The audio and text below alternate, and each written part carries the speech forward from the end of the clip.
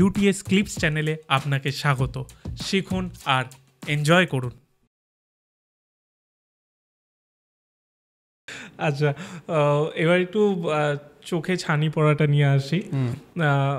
আমরা বেসিক্যালি জানি যে বয়সকালে এটা হয়, ওকে, কিন্তু আমি দেখেছি, আমার নিজেরও হয়েছে, যে আমার যদিও একটা অ্যাক্সিডেন্টের কারণে হয়েছিল, বাট আমি দেখেছি ছোট ছোট বাচ্চাদেরও এখন ছানি পড়ছে।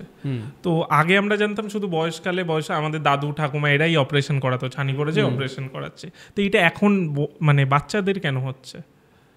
ছানি নিয়ে যখন কথাই উঠলো তখন একটা কথা বলি যে মানে আমরা কিছু স্টাডিজ করি, তো আমাদের ওয়েস্ট বেঙ্গলের অ্যারাউন্ড 5টা ডিস্ট্রিক্টে এরকম ভিজুয়াল ডিসেবিলিটি নিয়ে আমরা সোশ্যাল স্টাডি করেছিলাম। তো সেখানে মানে একটা প্রবলেম যদি বলা হয় যে চোখের কোনো প্রবলেম, তাহলে ওই একটাই প্রবলেম আছে, ছানি। মানে যদি চোখ লাল হয় তাহলেও মানুষ ভাবে ছানি হয়েছে, চোখে চুল করছে তাহলেও ভাবে ছানি হয়েছে, কম দেখলেও ভাবে ছানি হয়েছে, বেশি দেখলেও ভাবে ছানি হয়েছে।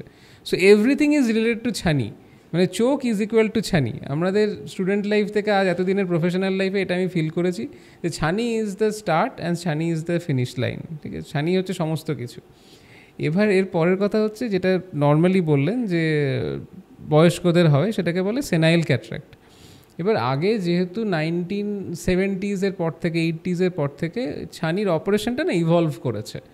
মানে ছানি অপারেশন আগে ছিল যে জাস্ট বার করে দেওয়া, ভেতরে কোনো ইন্ট্রাকুলার লেন্স আমরা দিতাম না, রিপ্লেসমেন্টস দিতাম না। তো তখন কি হতো যে খুব পাকা ছানিটাই ট্রিটেবল ছানি, বাকিগুলো ছিল না। তারপরে আস্তে আস্তে ফেকো এলো, স্মল ইনসিশন ক্যাটারাক্ট সার্জারি বা মাইক্রো সার্জারি এলো। তো অল দিস কাম উইথ মানে ইমপ্লান্টেবল একটা ভেতরে লেন্স বসানো হয়। যখন ভেতরে লেন্স বসানো হলো এবং আমি পেশেন্টের ভিট্রিয়াসটায় হাত না দিলাম, তখন পেশেন্ট দেখতে আরম্ভ করলো। তাহলে এই কনসেপ্টটা চেঞ্জ হয়েছে 1970-75 থেকে 2001-2 এর মধ্যে। এই সময় কিন্তু কনসেপ্টটা চেঞ্জ হচ্ছে। এবার এই যে কনসেপ্টটা চেঞ্জ হচ্ছে, এটা কিন্তু আপার স্ট্র্যাটা অফ দ্য সোসাইটিতে হচ্ছে।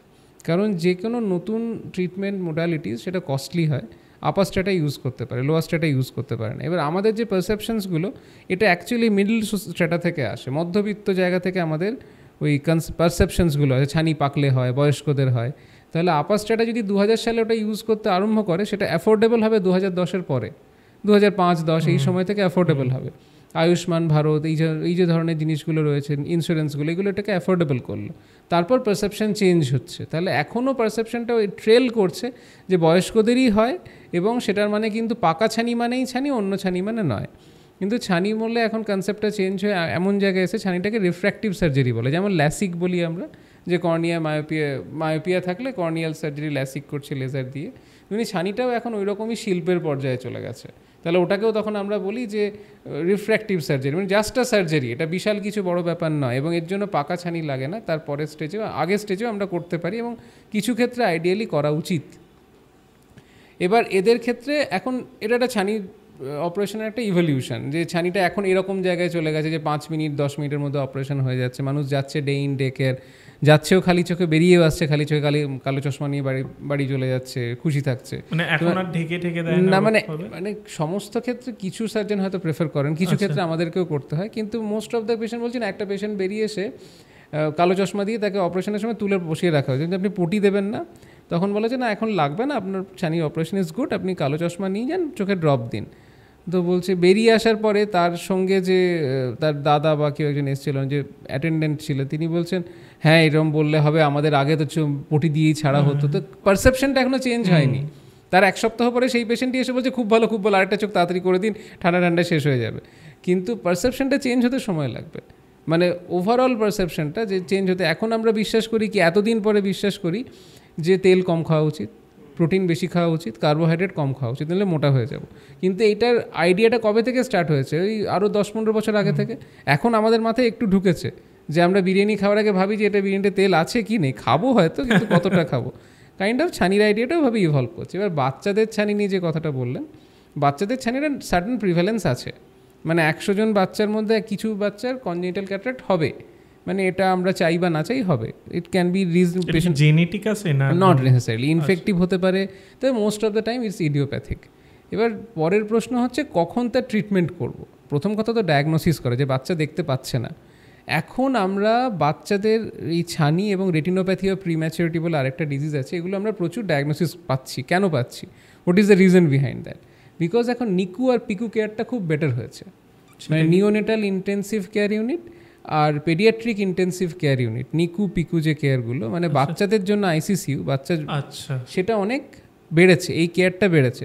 গভর্নমেন্ট প্রমোট করেছে, প্রত্যেকটা জায়গাতে ডিস্ট্রিক্ট হসপিটালে অন্তত 2টো করে নিকু পিকু আছে, তাহলে সেখান থেকে আমরা এই বাচ্চাগুলোকে পিক আপ করতে পারছি, যে তাদের এই যে সমস্যাটা হচ্ছে আর্লি ডায়াগনোসিস হচ্ছে।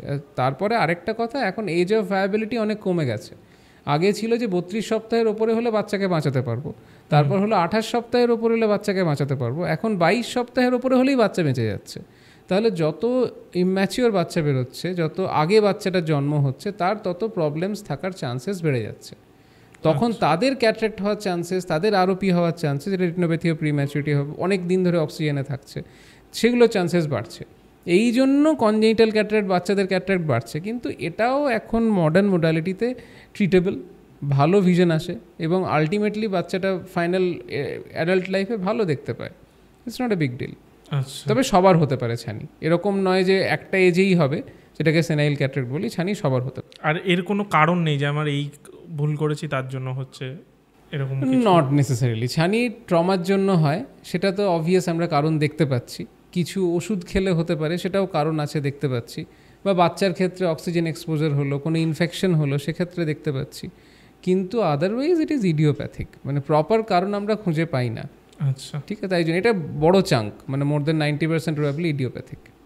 আপনি ছানির অপারেশন করেন, আগের দিন বললে 48খানা অপারেশন করেছিলেন, সেটা ডিপেন্ড করছে, মানে আমি বলছি 48খানা, যাই হোক। আপনি তার মানে চোখ কাটেন? এটা ভালো কথা বলেছো। What you want to know about চোখ কাটা? হ্যাঁ, আমি এটা জানতে চাই, মানে চোখ কেটে কিভাবে কি করছেন জিনিসটা। প্রথম কথা হচ্ছে যে এটা একটা microscopic surgery, right? So microscopic surgery মানে আমরা যেমন ছোটোবেলায় ওই মাইক্রোস্কোপের তলায় ওই বায়োলজিতে দেখায় না, ব্যাঙের বিভিন্ন পার্ট কেটে দেখানো হয়, বা এরকম মাইক্রোস্কোপের তলায় দেখি আমরা, রাইট? তো সেটাই আমরা চোখে করি, সার্জারিটাই মাইক্রোস্কোপের তলায় হয়। আচ্ছা, so movements are very subtle, খুব ছোটো ছোটো মুভমেন্ট হয়। মানে আমি যে এই চোখটাকে ছোটো করে দেখছি, মাইক্রোস্কোপের তলায় অন্তত 35 থেকে 50 গুণ ওটা এনলার্জ থাকছে, সেই অবস্থায় আমার হ্যান্ড আই মুভমেন্ট হচ্ছে। আচ্ছা, জিনিসটা খুব ছোট, মানে অত বড় না। আমার সাথে হয়েছে তো, আমি ওর জন্য মনে পড়ে যাচ্ছে জায়গা, মানে কাটাটাও যে কাটা মানে বিশাল বড় কাটা হচ্ছে সেরকম না, it's few millimetres. Conventional cataract সার্জারিতে 2.8 মিলিমিটার ম্যাক্সিমাম কাট হয়, তার থেকে বেশি কিছু না, ফেকোতে বলা হচ্ছে। মাইক্রো সার্জারিতে বড় কাটা হতে পারে, ফেকোতে ম্যাক্সিমাম 2.8। এখন তার থেকেও ছোটো করা হয়, 2.2 করা হয়, 1.8 হয়তো আমরা খুব কমই করি, 2.2ও করে, 2.8ও করে।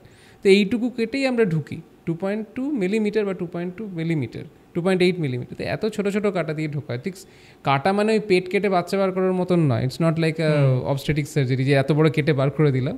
ছোটো করে কেটে ভেতরে একটা প্রোব নিয়ে গিয়ে জিনিসটাকে ইমালসিফাই করে তারই ভেতরে ফোল্ডেবল লেন্স দিয়ে দেওয়া হয়। তো জিনিসটাকে বার করা ওই ছোটো একটা জায়গার মধ্যে দিয়ে হচ্ছে, আবার লেন্সটার ইনসারশনও ছোটো জায়গা দিয়ে হচ্ছে। This is in short cataract surgery. আর তারপর সেলাই টেলাই কিছু করতে না, এগুলো আগের কনসেপ্ট ছিল। যখন ইসিসি করা হতো তখন অনেকখানি কাটা হতো, 8 to 10 মিলিমিটার কাটা হতো, পুরো কর্নিয়াটাকে কেটে দিয়ে তারপর সেখানে বার করা হতো, তখন কর্নিয়াটায় সুচের পড়তো। এখন আনলেস অ্যান্ড আনটিল কমপ্লিকেটেড, এখন আর ইউজুয়ালি কেউ মানে সুতো লাগে না, সুচের লাগে না। যদি হ্যাঁ কোনো কমপ্লিকেশন হয় বা ছানিটা অন্য ধরনের হয় সেক্ষেত্রে লাগতে পারে, আদারওয়াইজ না। চোখের এই জায়গাটা আপনি সুতো বাঁধছেন, আমি যদি সেই কথাই বলি, বাই চান্স কোনো ক্রিটিক্যাল কেস সুতো বাঁধছেন, তাহলে সেই সুতোটা কি হচ্ছে, মানে পেশেন্টের অসুবিধা হচ্ছে না? বা না, মানে সুতোটা হচ্ছে 10-0 MFN, মানে আমি সব থেকে কম বলি 10-0 মাইক্রো ফিলামেন্ট নাইলন। মানে ওটা কি ওখানে গলে যায় তারপর? না, মানে সেগুলো অ্যাবজর্বেবল বা নন অ্যাবজর্বেবল হতে পারে। অ্যাবজর্বেবল হলে নিজের থাকতে গলে যাবে, আর নন অ্যাবজর্বেবল হলে গলবে না, ওটা আপনাকে খুলতে হবে, মানে ওটা কাটতে হবে, কেটে বার করে নিতে হবে। এবার সেটা অনেক সরু, মানে 1 মিলিমিটার 1/10 ওইটুকু সরু, এত পাতলা দেখতে পাবো না চোখে আমরা, মানে আমার চুলের থেকেও সরু। In fact the hair was once upon a time hair was used to give sutures in eye, human hair use করা হতো, তো ওর থেকেও পাতলা এখন সুচার ম্যানুফ্যাকচার হয়। আচ্ছা, আর মানে আর একটা জিনিস হয় যেটা আমার সাথে হয়েছিল, আমার খুব কষ্ট হয়েছিল, যেটা হচ্ছে অ্যানেস্থেসিয়াই মনে হয় দিত সেই সময় এইখানটা। আমি তখন ছোট, আমি 4-এ পড়ি, আমার জান বেরিয়ে গেছিল। ওকে, এই কার্ডটা একটা দিয়েছিল। এখন কি এটা হয়?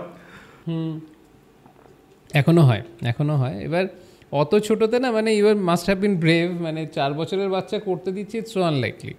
না 4 বছর না, 4-এ পড়তাম তখন, মানে কত হলো, 10 বছরের বাচ্চা আনলাইকলি। 12-10 অব্দি আমরা ইউজুয়ালি জেনারেল অ্যানেস্থেশিয়া দিই। So you must have been brave যে ভাই তুমি করতে দিয়েছিলে। তো কাইন্ড অফ দ্যাট যে হ্যাঁ, প্রথম ইনজেকশন একে, এবার অ্যানাস্থেশিয়া অনেক রকমের হয়, জেনারেল অ্যানাস্থেশিয়া হয়, লোকাল অ্যানাস্থেশিয়া হয়।